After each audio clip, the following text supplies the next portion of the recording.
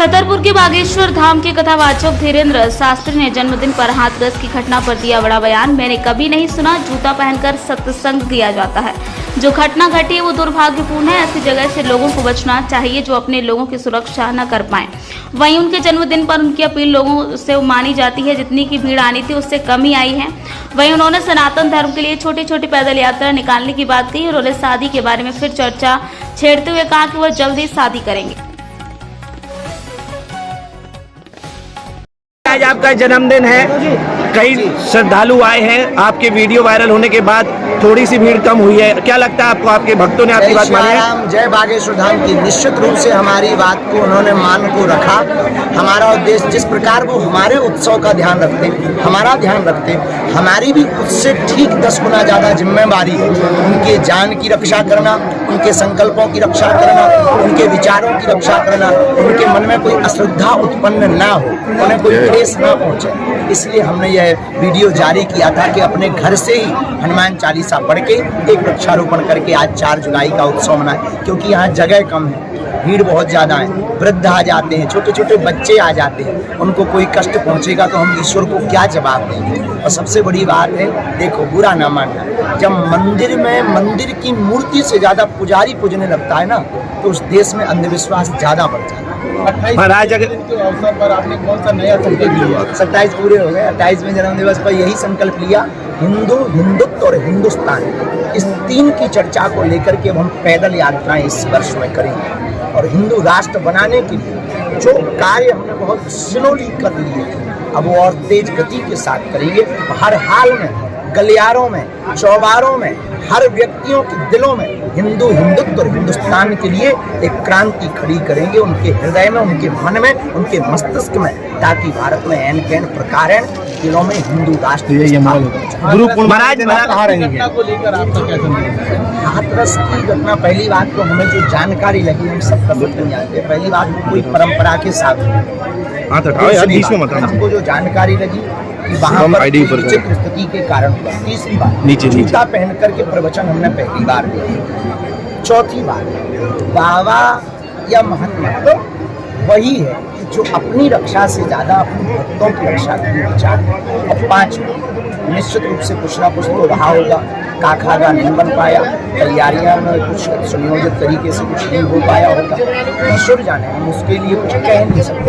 पर इतना कह सकते हैं कि ऐसी जगहों से बचें भी, ऐसी जगहों पर कम जाएं, सावधानी पूर्वक जाएं। और अगर दूर से भी गुरु की दृष्टि पड़ जाए ना, उसमें भी यह माने कि हमें गुरु का एहसास हो गया, गुरु का हाथ पर रख गया। गुरु जी आप विदेश जाने वाले हैं, हाल में सुनने में आया। हमारा आपकी इच्छा से जा रहे हैं, ऑस्ट्रेलिया भग रहे हैं। महाराज आप कहाँ रहेंगे महाराज जी? 18 को वापस आएंगे। 18 से 22 तक गुरु पूर्णिमा उत्सव बागेश्वर धाम पर मनाएंगे। जहाँ पर कन्या विवाह का उत्सव हुआ था वहाँ पर मनाएंगे, ताकि व्यापक रूप से जिन लोगों को हमने अभी प्रार्थना करके रोका था, हमारे छतरपुर की प्रशासन बहुत अद्भुत है, और वो दिन रात धाम के साथ कदम से कदम मिलाकर चलते हैं। तो हम उनके साथ बैठेंगे और उनके साथ में एक सुनियोजित व्यवस्थित ढंग से योजनाबद्ध तरीके से रूपरेखा बनाएंगे। महाराज लगातार आपका जन्मदिन आ रहे हैं, एक साल करके उम्र घट रही है, आप ही कहते हैं उम्र घट रही है, और भक्तगण तमाम जो आपके भक्तगण हैं वो शादी की चर्चा कर रहे हैं। उम्र घट रही है पर शादी तो बुढ़ापे में भी हो सकती है ना। जल्दी ब्याह होगा। अब जल्दी आपने भारतवर्ष की यात्रा का भी बताया है कि हिंदुत्व के लिए छोटी छोटी यात्राएं पैदल करेंगे। भारतवर्ष की तो नहीं जरूर हो पाएंगी, पैदल यात्रा। जैसे अभी हमारा विचार बागेश्वर से राम राजा ओरछा, ऐसे अलग अलग गाँव के वो लोग हवाई जहाज से, चार्टर से, फ्लाइट से, हेलीकॉप्टर से, रेलगाड़ी से, सनातन हिंदू नहीं बचना, न हिंदू राष्ट्र बनना, जमीन पर उतरकर लोगों के दिलों में आपको पहुंचना पड़ेगा, तभी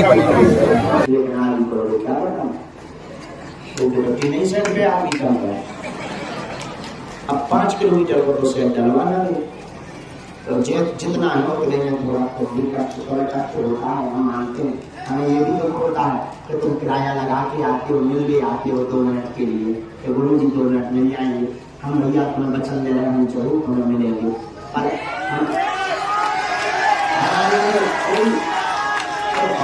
ताली बजाने वाली बात है, ताली वाली बात है, ये तो परेशानी है, क्योंकि सबके ऊपर भाई मुसीबत है, और परेशानी से ही आता है। और हमारी भी मजबूरी है। तो 5 तारीख को हम चले जाएंगे, फिर आ जाएंगे हम 18 तारीख को। 19 तारीख से गुरु पूर्णिमा है, और गुरु पूर्णिमा बड़े वाले मैदान में जहाँ कन्या विवाह हुआ था वहाँ तैयारी कर रहे। आगे से हमने देख लो कि देखो कछु बोल निकाल तो बड़ा वाले गुरु पूर्णिमा हुई है, 2 दिन दीक्षा गुरु पूर्णिमा में देंगे। और हाँ, 4 तारीख को शाम के समय में भजन संध्या है, कीर्ति नामगढ़ भी आ रहे हैं और मनोज तिवारी भी आ रहे हैं और बहुत लोग आ रहे हैं, कौन आ रहे हैं वो भी समय पे पता लगे। हाँ, तो थोड़ी बात है। दूसरी बात, हमसे मिलने के नाम पर ऑनलाइन ऑफलाइन या अपने शहर में कोई भी कथा के नाम पर आप किसी को भी कोई भी रुपया पैसा दक्षिणा नहीं लेंगे। दरबार निःशुल्क है, अर्जी निःशुल्क है, रुकना निःशुल्क है, भंडारा निःशुल्क है। तो जब तक हमारे तन में प्राण रहेगा तब तक निःशुल्क रहेगा। तो जिस पे बालाजी कृपा करेंगे, हमारे मरने के बाद में जो करना होगा सो करेंगे, क्योंकि धर्म धंधा नहीं है, धर्म सेवा का मार्ग है। और तुम भी ऐसे चक्करों में नहीं पड़े। दूसरी बात, बालाजी जो भी जानकारी है कार्यालय में ही ले। कार्यालय की सूचना ही मान्य सूचना है। बाकी कुछ लोग हमारे नाम के वीडियो बना देते, यहाँ पर कथा करने आ रहे, कुछ लोग कह देते आज बाबा की शादी है, 13 जुलाई की किसी ने निकाली, आज में चल गई, और कोई कुछ निकाल लेता, कोई बर्थडे हमारा 3 दिन पहले होगा, असलियत में अपना 4 तारीख को हैप्पी बर्थडे। ऐसे झूठी जानकारियों से दूर रहना है। वीडियो बनाने के चक्कर में उसमें डाल दे। अभी हम वहां के बाहर उसमें डाल दिया बाबा पर आ गया भयंकर संकट, अच्छा जमाना आ गया, संकट मोचन संकट कहाँ से आ गया? बड़ी बड़ी बात हो गई।